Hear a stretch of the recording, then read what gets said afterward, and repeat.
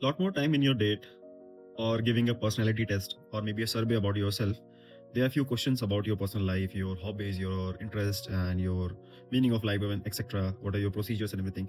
When we try to answer those questions, we basically answer them based on our mental model of our future self, the ideal self which we want to become, right?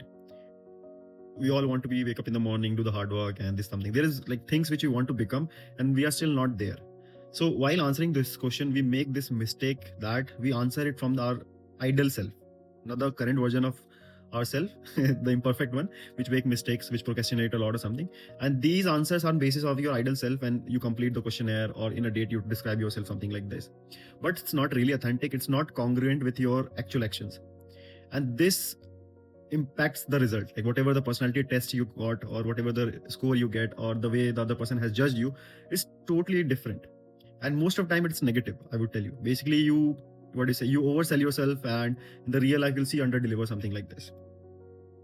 And this is the common pattern I've seen. So whenever these results comes out from these personality test or survey or your whatever dating experience here, those results or those advices are not very helpful, because you haven't made sure that you have truthfully answered those questions, because you always keep answering on the ideal self, and it's not necessary. Like you will definitely become your ideal self if you keep thinking about it.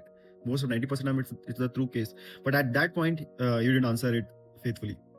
So this disparity I've ever seen, like I've seen most of the time in my life. Even when I answer or questionnaire like this thing, I remember taking IMDb test or something like this, personality 22 personality test or something like that. So I was not very sure like whatever I was getting, because most of the time I was giving answers on the basis of my ideal self.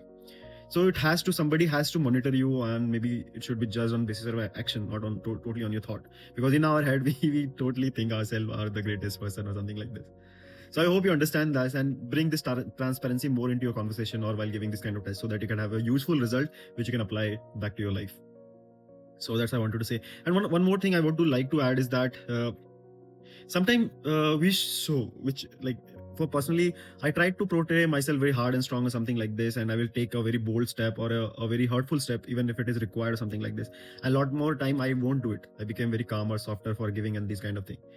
But on my personality test or whenever somebody asks about me, I portray this thing, and usually I don't end up doing all those kind of thing.